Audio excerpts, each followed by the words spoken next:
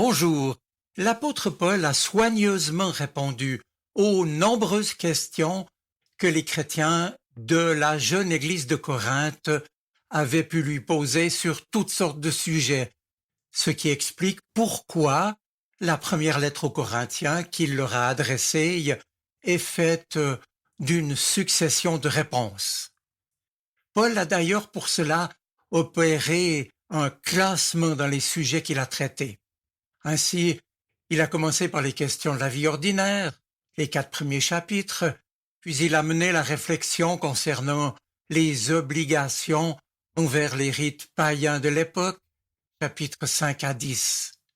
Ensuite, dans les chapitres 11 à 14, Paul, toujours en fonction du contexte social, aborde les questions liées à la bonne marche des réunions chrétiennes, notamment en évoquant aussi ce qui pour lui est essentiel dans la spiritualité chrétienne, ou bien d'autres questions techniques concernant les dons de l'esprit, etc.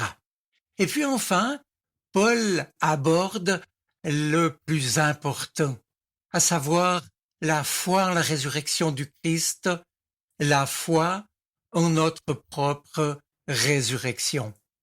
Pourquoi? Eh bien parce que les chrétiens de Corinthe avaient de la peine avec la résurrection. Pour eux, ce n'était pas acquis. Ils étaient encore influencés par le mépris du corps, véhiculé par tant de courants philosophiques grecs dans lesquels ils avaient baigné. Et cela entraînait un déni de la résurrection des corps. D'où l'interrogation de Paul au chapitre 15, verset 12.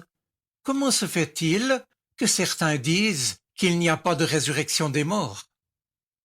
Alors Paul écrit en 1 Corinthiens 15, « Frères et sœurs, je vous rappelle maintenant la bonne nouvelle que je vous ai annoncée, que vous avez reçue et à laquelle vous êtes fermement attachés.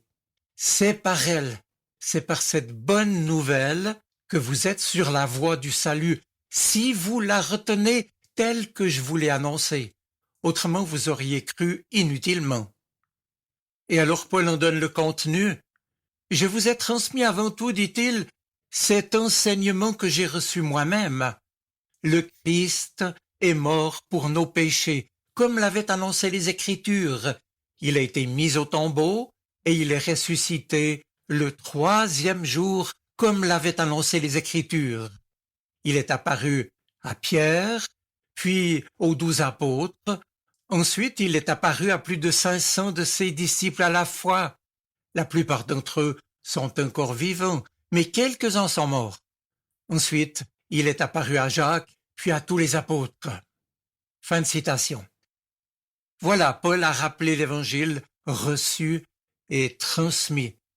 Il a rappelé son cœur, son essentiel, et il insiste sur cette chaîne de transmission qui n'a pas d'autre but que de signifier la très haute importance des affirmations qui suivent. Ces affirmations ne sont pas de Paul, elles sont en effet antérieures à Paul qui, lui, a transmis ce qu'il avait reçu. Eh bien ici, je vous fais remarquer que Paul avait déjà précédemment dans sa lettre utilisé le même type de présentation. C'était à propos du repas du Seigneur et c'était au chapitre 11 de 1 Corinthiens, les versets 23 à 26. On le voit, Paul donc distingue ses propres points de vue et ses conseils, quand il les donne, de ce qu'il a reçu et qui constitue ce que les théologiens ont appelé kérygme, un mot grec qui désigne l'essentiel, le cœur de la proclamation, le cœur même de l'annonce de la bonne nouvelle du salut en Jésus-Christ, à savoir donc la proclamation, l'annonce de la mort et de la résurrection du Christ. Ce kérygme, ce fondement, que Paul appelle donc évangile, fait l'objet d'un consensus général que chacun doit s'approprier par un acte de foi personnel pour devenir enfant de Dieu. Cet essentiel est aux origines des communautés chrétiennes et donc bien antérieur à Paul, qui lui-même avait probablement reçu cet enseignement quand il était à Damas ou à Antioche alors qu'il était devenu chrétien, avant son envoi en mission avec son compagnon Barnabas. Et à ce propos, je vous signale en passant que lorsque l'auteur du troisième évangile, Luc, l'auteur également du livre des Actes des Apôtres, rédige le compte-rendu du discours de Pierre en acte 2, et puis celui d'acte 10, Luc emploiera les mêmes expressions qui viennent donc de la tradition. Ce Jésus que vous avez crucifié, Dieu l'a ressuscité, nous en sommes témoins. Bref, ici, Paul rappelle aux chrétiens de Corinthe ce qui vient d'avant lui et sur quoi nul ne peut transiger. C'est l'essentiel de la foi chrétienne. Mort pour nos péchés, enseveli, ressuscité, Christ est ensuite apparu à celui-ci, puis à celle-là, etc. Et Paul insiste, dans le message chrétien, mort et résurrection vont toujours ensemble. De même, la résurrection de Jésus et les attestations de ceux et celles à qui il est apparu vivant vont également ensemble pour signifier une toute autre réalité que la mort exprimée avec le Christ. Et suit donc une liste de témoins. Paul précise même ici, la plupart sont encore vivants, comme pour nous dire qu'au moment de la rédaction de sa lettre aux Corinthiens, ils peuvent encore en témoigner.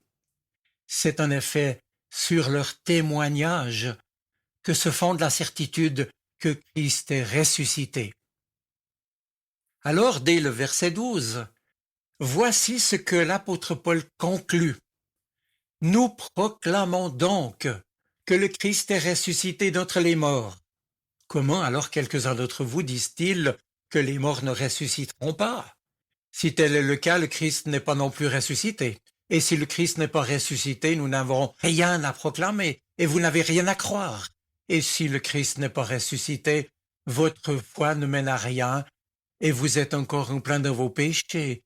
Il en résulte aussi que ceux qui sont morts en croyant au Christ sont perdus. Si nous avons mis notre espérance dans le Christ uniquement pour cette vie, alors nous sommes les plus à plaindre de tous les êtres humains. Mais en réalité, le Christ est ressuscité d'entre les morts en donnant ainsi la garantie que ceux qui sont morts ressusciteront également. Fin de citation. Qu'est-ce que cela changeait pour les chrétiens de Corinthe?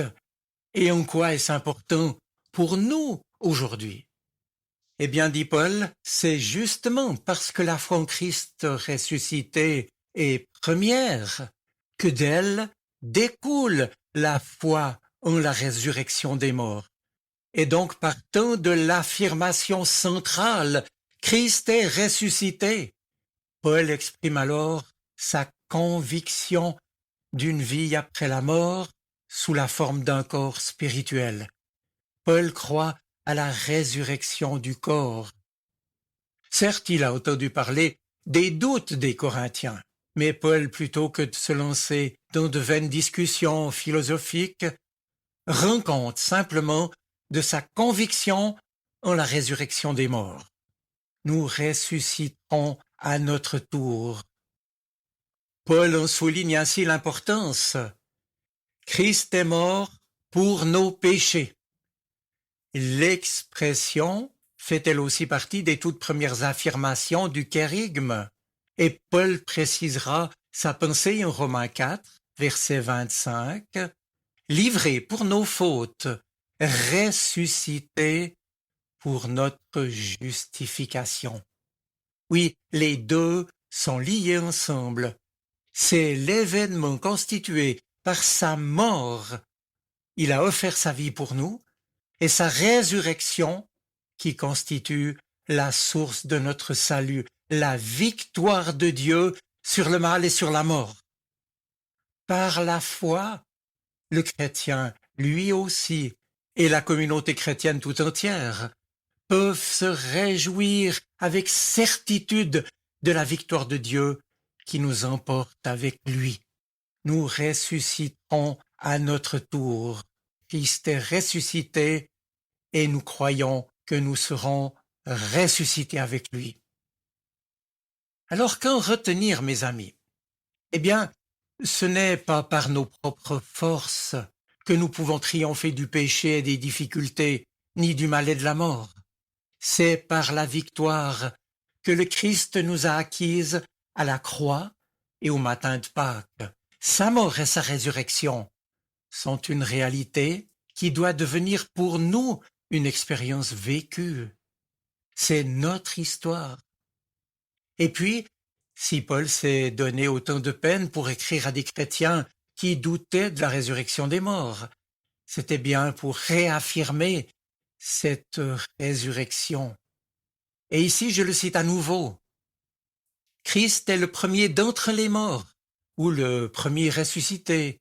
En d'autres mots, c'est celui d'où découlent tous les autres, celui qui a ouvert le chemin à tous quand ils s'attachent à lui et vivent de son amour.